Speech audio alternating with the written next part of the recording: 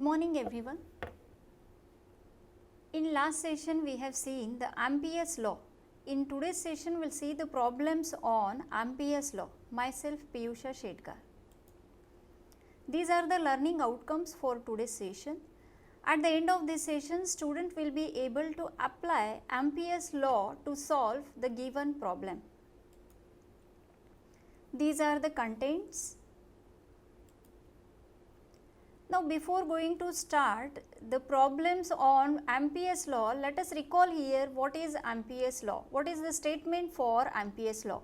So, the Ampere's law states that the line integral of h bar, that is magnetic field intensity around a single closed path, is equal to the current enclosed by that path. So, mathematically the Ampere's law can be written as integration. Small circle on this integral sign denotes that it is used for the closed path. Integration h bar dot dl bar is equal to I, that is magnetic field intensity throughout the closed path is equal to the current enclosed by that path. Now again, according to the Ampere's law, it can be considered for the closed path as well as for the surface area. So according to the Ampere's law, the line integral of h bar around the rectangular path enclosing, suppose the area A, is equal to the current enclosed. So the current enclosed by the path is given by the integral of the normal component of j bar, that is current density over the surface area. So we know the equation of Ampere's law as with respect to the path, that is with respect to the length, integration h bar dot dl bar equal to I, that is equal to current. So this is, let us consider this equation is equation number 1. So according to the above statement, we can write the another equation in terms of the surface area for the Ampere's law as integration for the closed surface area j bar dot ds bar is equal to I, that is j bar dot ds bar is nothing but j bar is the current density, whereas the vector differential area is denoted with the ds bar. It is also equated to the current I. So let us consider this is equation number 2. From equation 1 and 2, you can equate these two because it having the right hand side is same, that is equal to current I. Therefore, you can equate this as integral h bar dot dl bar is equal to double integration for surface area j bar dot ds bar, and these two are equated to the current enclosed by the path and the current enclosed by the surface area. So depend on this Ampere's law, let us solve one of the example. So in example number 1, it is given that j bar equal to 10 raised to 3 sin theta a bar r ampere per meter square in spherical coordinates. Find the current crossing the spherical shell of radius r is equal to 0.02 meter, where r is the radius of the shell. So let us check the solution for it. So we have the equation of the Ampere's law in terms of the surface area, because here it is the spherical shell is of given for the surface area. So j bar dot ds bar is equal to I, because the j bar equation is given as 10 raised to 3 sin theta a bar r. Now let us define this ds bar, that is differential area in the given system. So in previous slide, j bar is equal to 10 raised to 3 sin theta a bar r is given. So let us first decide that which type of the coordinate system is given in the problem. So here it is spherical coordinate system is given. So ds bar is defined in 3 different coordinate system, but here we require the spherical coordinate system. So let us recall the differential areas for the different coordinate systems. So suppose one of the first Cartesian coordinate system, for that surface area is nothing but the multiplication of the two lengths. So in Cartesian coordinate system, we know that the point is defined with the coordinates x, y and z. So let us assume that this is the cube is given which having the 6 surfaces, that is right side, left side, top, bottom, front and back. So these are the total 6 surfaces for this cube is considered. So for that the surface area is considered as the vector quantity, and these are the different surface areas defined for Cartesian coordinate system for each surface.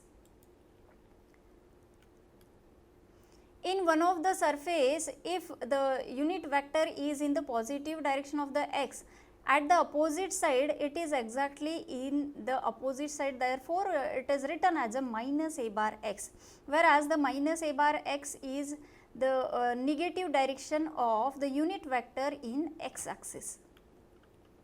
Similarly, in cylindrical coordinate system, the surface areas are also defined with these equations. In cylindrical coordinate system, the point is defined with the coordinates r, phi, z. So for r equal to constant surface, phi equal to constant surface and z equal to constant surface, for these 3 differential areas are defined with the positive direction of a bar r, a bar phi and a bar z. Similarly, other 3 differential areas are defined in the negative direction, that is minus a bar r, minus a bar phi and minus a bar z. Now, our aim is to decide the spherical coordinate system differential areas, because in the given problem the spherical coordinate system is given.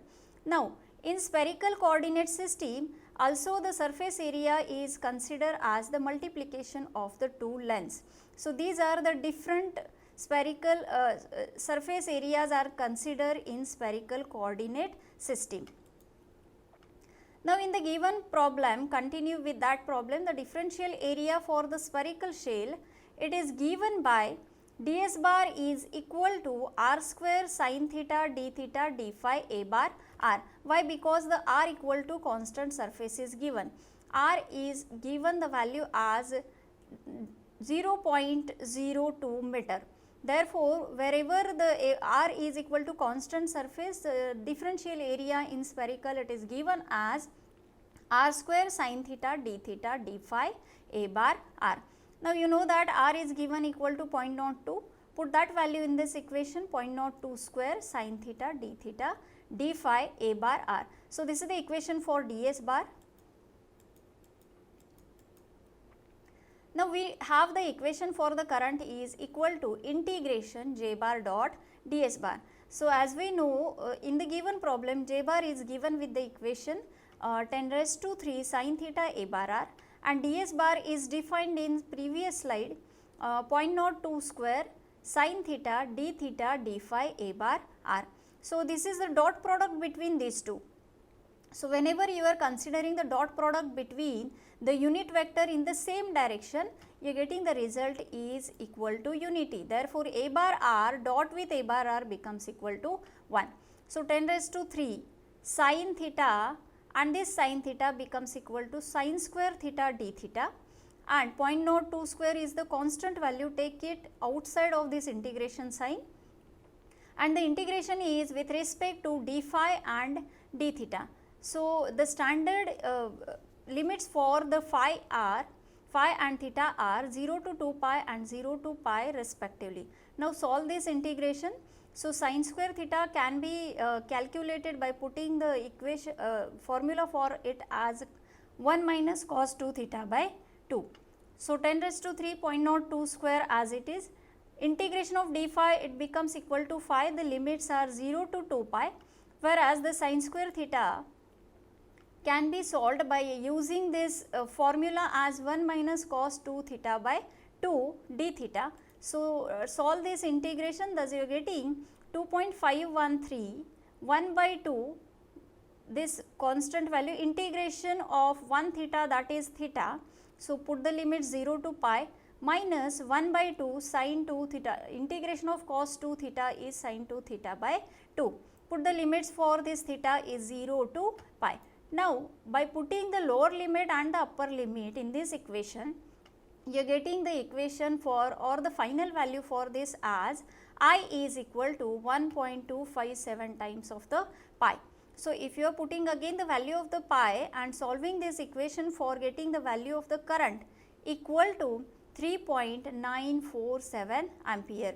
So by solving this type of the problems, you are getting the value of the current, which is used to solve the problems depend upon the Ampere's law. So this is the procedure how you are calculating the given problem by using Ampere's law. Here in this example, the J bar equation is given. In one of the equations, suppose the H bar is given. For that, you have to consider the equation of the Ampere's law as H bar dot dl bar equal to I, and thus you can solve it for getting the value of the current, and thus you can apply the Ampere's law to the given problem. These are the references used for this session. Thank you.